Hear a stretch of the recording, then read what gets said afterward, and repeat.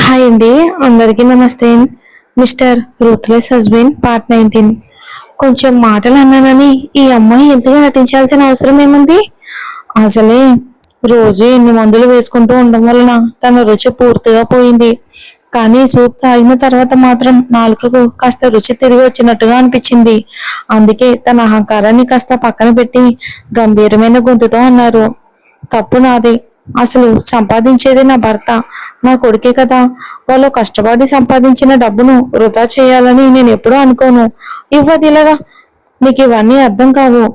Saanvi soup గిన్నెను తన చేతిలో పెట్టి మనసులోనే కొనుక్కుంది. "హ్మ్, మీరు విరిగిపోతారు కానీ వంగరు." సాయంత్రపు మసక చీకట్లు నెమ్మదిగా కమ్ముకుంటున్నాయి. విక్రమ్ తన గది బాల్కనీలో నిలబడి సిగరెట్ పొగను గాలిలోకి వదులుతున్నాడు. ఈ సంధ్యా సమయంలో ఒంటరిగా నిలబడి ఉండటం అతనికి ఈ రోజు చాలా నచ్చుతుంది. సిగరెట్ తాగటం అతని నిత్య అలవాట్లలో ఒకటి కాదు. కానీ అప్పుడప్పుడు తీవ్రమైన ఒంటరితనం, మానసిక ఒత్తిడి చుట్టుముట్టినప్పుడు ఇది మాత్రమే అతనికి తాత్కాలిక తోడుగా మారుతుంది. ఇప్పుడు ఈ రోజు కూడా అతని మెదడులో వేల ఆలోచనలు వచ్చిపోతున్నాయి. అతని అస్తవ్యస్తమైన చీకటితో నిండిన జీవితం ఏదో తెలియని విధంగా చాలా వేగంగా సాన్వితో ముడిపడిపోతుంది. లేదు లేదు, నేను ఇలా జరగనివ్వకూడదు. విక్రమ్కి బాగా తెలుసు, తన జీవితంలో ఎలాంటి ఏ అమ్మాయి కూడా శాశ్వతంగా తన జీవితంలో ఉండలేదని అతనికి తెలుసు. తనలో ఉన్న చీకటి ఎవరైనా మింగేయగలదని అతను నమ్ముతాడు. విక్రమ్ తనతో ఎవరు ఉండాలని కోరుకోవడం లేదు. ఎందుకంటే తనతో జీవితాన్ని పంచుకుంటే ఎవరు ఎప్పటికీ సంతోషంగా ఉండలేరని అతని నమ్మకం. ఇంకందుకే సాన్విని తనకు దూరంగా ఉంచాలి. చాలా అంటే చాలా దూరంగా.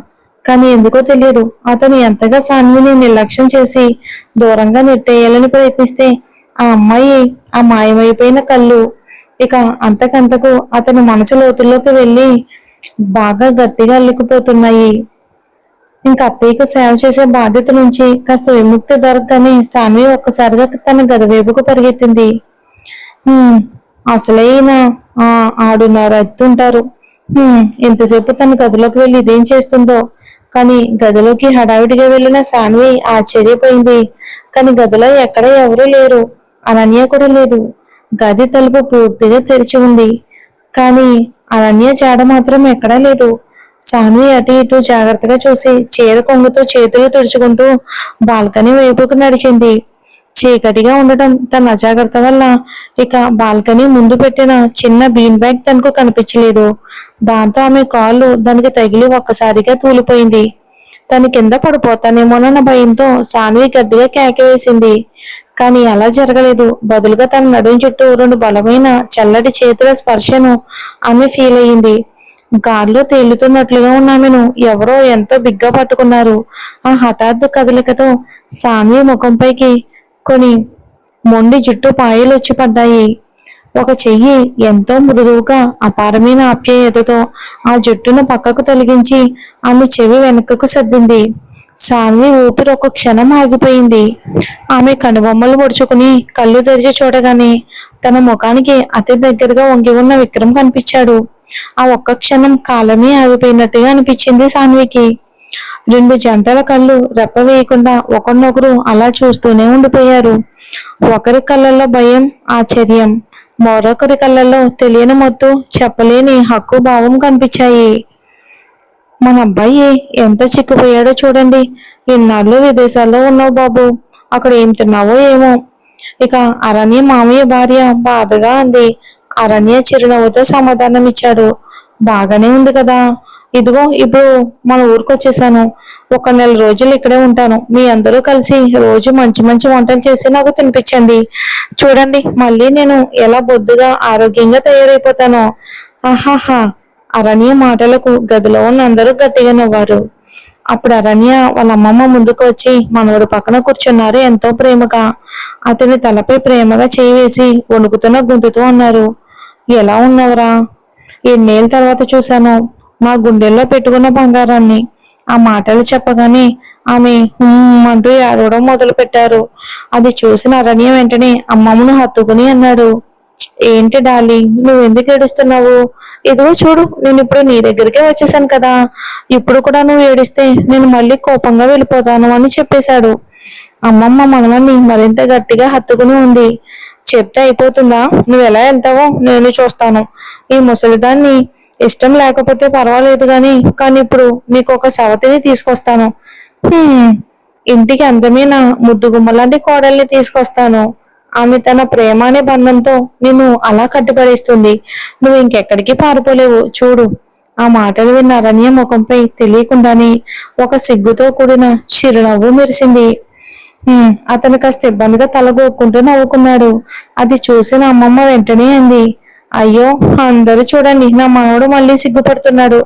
వెంటనే గదిలో ఉన్న అందరూ కలిసి అరణ్యను ఆట పట్టించడం మొదలు పెట్టారు. అరణ్య అందరూ నవ్వుతున్న ముఖాలని చూస్తూ మనసులో మాత్రం ఒకటే ఆలోచిస్తున్నాడు, ఎప్పుడెప్పుడు ఈ ఇంట్లో నా సాన్వి అనే లక్ష్మీ పాదం పడుతుందో అని. అతనికి కూడా ఇక ఎదురు చూడటం చాలా కష్టంగా ఉంది. వాళ్ళిద్దరికి ఒక చిన్న అందంగా అలంకరించుకునే ఇల్లు ఉంది. అక్కడ ఎంత సంతోషం, ఎంత ప్రశాంతత ఉంటాయో. సాన్వి ముఖం గుర్తుకు రాగానే అరణ్య పరవశంతో తన కళ్ళను మెల్లగా మూసుకున్నాడు. ఇక విక్రమ్ సాన్వికను నెమ్మదిగా నిటారుగా నిలబట్టి తానే మరోవైపుకు తిరిగి నిలబడ్డాడు. బాల్కనీ బయట అంతులేని విశాలమైన ఆకాశం కనిపిస్తుంది. మేఘాలు వెనుక నుంచి తొంగి చూసిన తెల్లని చంద్రుడు తన మృదువైన వెన్నెలను చుట్టూ పరిచి ఒక మాయమైపోయిన వాతావరణాన్ని సృష్టిస్తున్నాడు. విక్రమ్ నిశ్శబ్దంగా చంద్రుణ్ణి చూస్తూ నిలబడ్డాడు. సాన్విక ఆశ్చర్యపోయింది. విక్రమ్ తనతో ఒక మాట కూడా వాదించలేదు. పూర్తిగా సైలెంట్ గా ఉన్నాడు. చుట్టూ అనుముకున్న నిశ్శబ్దాన్ని చెదరగొట్టాలని ఆమె చిన్నగా తగ్గింది. బయట చల్లటి గాలి వీచుతుంది. విక్రమ్ వెనక్కి తిరగకుండానే బయటికే చూస్తూ మెల్లగా అడిగాడు, ఏమైనా చెప్పాలనుకుంటున్నావా? సాన్విక ఒక్క మాట కూడా మాట్లాడలేదు. నిశ్శబ్దంగానే నిలబడి ఉంది. విక్రమ్ గొంతులో ఏదో తడిబారిన భావం ఆమె కనిపించింది. అతను ఒకవేళ ఏడుస్తున్నాడా, లేక మనసులో ఏదైనా తీవ్రమైన బాధను దాచుకున్నాడా? ఆమెకేమాత్రం అర్థం కాలేదు. ఇక అక్కడ నిలబడలేక వెనక్కి తిరిగి వెళ్ళబోతూ ఉండగా ఒక్కసారిగా ఆమె చేతికి బలమైన లాగుడు తగిలింది. విక్రమ్ ఆమె చేతిని గట్టిగా పట్టుకున్నాడు. సాన్విక ఆశ్చర్యంగా వెనక్కి తిరిగి చూసేలోపే అతను ఒక్కసారిగా ఆమెను తన వైపుకు లాగి గట్టిగా హత్తుకున్నాడు. ఆ హఠాత్ సంఘటనతో సాన్విక పూర్తిగా విస్తుపోయింది. ఆమె శరీరం ఒక్కసారిగా కదలకుండా ఉండిపోయింది. కొద్దిసేపటి తర్వాత వణుకుతున్న చేతిని మెల్లగా విక్రమ్ వీపుపై ఉంచింది. అతని మనసులో ఎంతటి బాధ ఉందో ఆమెకు అర్థం కాలేదు. ఇష్టపడి ఆ అమ్మాయిని ఇంటికి తీసుకొచ్చిన వాడే ఇప్పుడు ఇలా ఎందుకు బాధపడుతున్నాడు? కొద్దిసేపు ఆలోచించిన తర్వాత ఆమె మెల్లగా అంది, ఆ అమ్మాయి మీతో ఏమైనా మాట్లాడిందా? విక్రమ్ నుంచి ఎలాంటి సమాధానం రాలేదు. అతను అలాగే మౌనంగా ఉన్నాడు. సాన్వికకి ఏం జరిగిందో ఏమాత్రం అర్థం కాలేదు. తనను ఎప్పుడు దూరంగా ఉంచే వ్యక్తి ఈ రోజు మాత్రం తన మనసులోని బాధను తగ్గించుకోవాలి అన్నట్టు ఇలా హత్తుకోవడం ఆమెకు ఆశ్చర్యంగా అనిపిస్తుంది. శత్రువు అనే మాట ఆమె మనసులోనే మెదిలింది. అదే మాటను మరో 2-3 సార్లు మనసులోనే పలికింది. అవును, ఇప్పటి వరకు వాళ్ళిద్దరి మధ్య ఉన్న సంబంధం అలాంటిదే. అంతలోనే విక్రమ్ మెల్లగా ఆమెను విడిచిపెట్టాడు. ఒక్క మాట కూడా మాట్లాడకుండా గదిలోకి వెళ్లి లైట్ ఆఫ్ చేసి పడుకున్నాడు. ఇప్పుడు మాత్రం సాన్వికకు నిజంగానే ఏదో తెలియని భయం పట్టుకుంది. ఈయనకి ఏమైంది? ఇంత సాయంత్రం బాల్కనీ తలుపు తెరిచి నిలబడ్డారు. ఇంతకు ముందు ఎప్పుడు ఇలా చేయలేదు. ఆ రోజు డాబా మీద నుంచి వచ్చినప్పుడు కూడా చాలా వింతగా ప్రవర్తించారు. ఆమె బాల్కనీ చుట్టూ ఒకసారి అనుమానంగా చూసింది. అయ్యో, ఎక్కడైనా దెయ్యం పట్టుకుందేమో ఆ ఆలోచన రాగానే గుండె ఒక్కసారిగా బలంగా కొట్టుకుంది. లేదు, పెద్దమ్మకు వెంటనే చెప్పాలి. ఈ ఇంటి చుట్టుపక్కల ఏదో ఉందేమో. అయ్యో రామా రామా రామా, దెయ్యమా, నన్నేం చేయలేవు. శ్రీరాముడు లక్ష్మణుడు నాతో ఉన్నారు అని తనలో తాను ధైర్యం చెప్పుకుంటూ గబగబా బాల్కనీ తలుపు మూసేసింది. ఆ తర్వాత ఎటు చూడకుండా వేగంగా మెట్లు దిగి కిందికి వెళ్ళింది. ఇప్పుడు పెద్దమ్మకి చెప్పాలి, తర్వాత దెయ్యం మాయ చేసి చెప్పనివ్వకపోతే అని భయంతో ఆలోచిస్తూ సాన్విక వేగంగా కిందికి పరిగెత్తింది.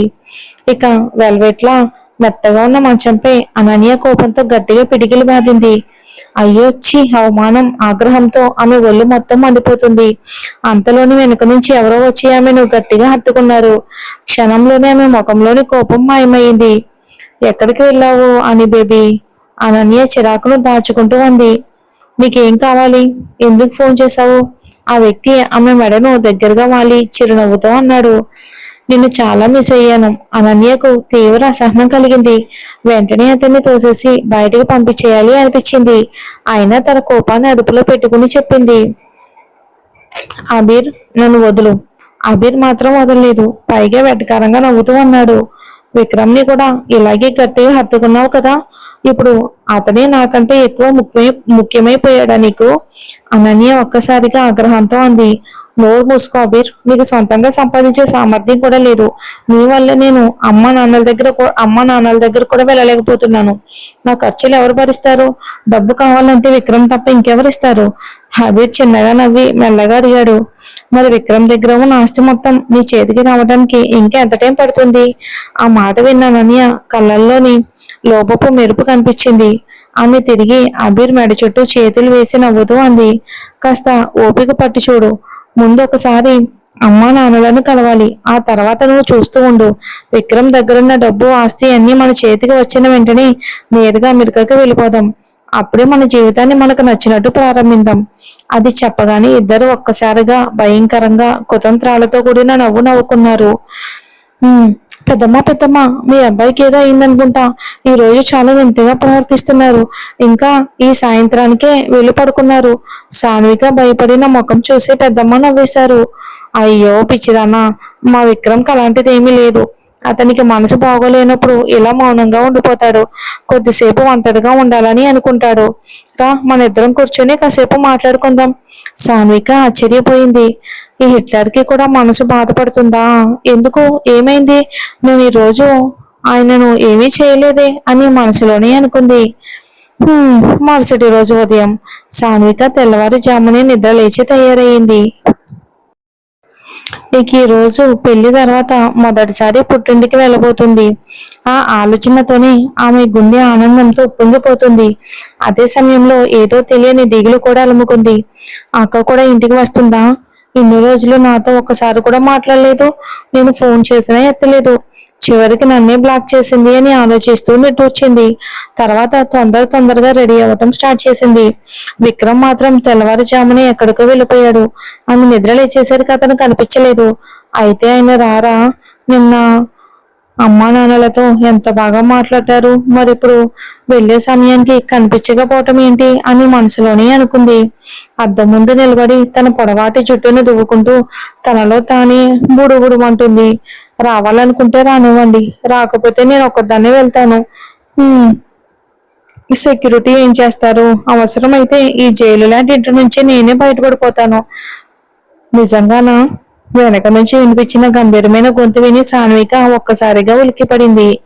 అద్దంలో చూసేసరికి విక్రమ్ ఆమె వెనుకే చేతులు జేబులో పెట్టుకుని నిలబడి ఉన్నాడు. అతని పెదవులపై చిన్న చిరునవ్వు మెరిసింది. ఆందోళనతో దువ్వెనను పక్కన పెట్టబోతున్న సాన్విక తన జాకెట్ దారానికి దువ్వెన చిక్కుకుంది.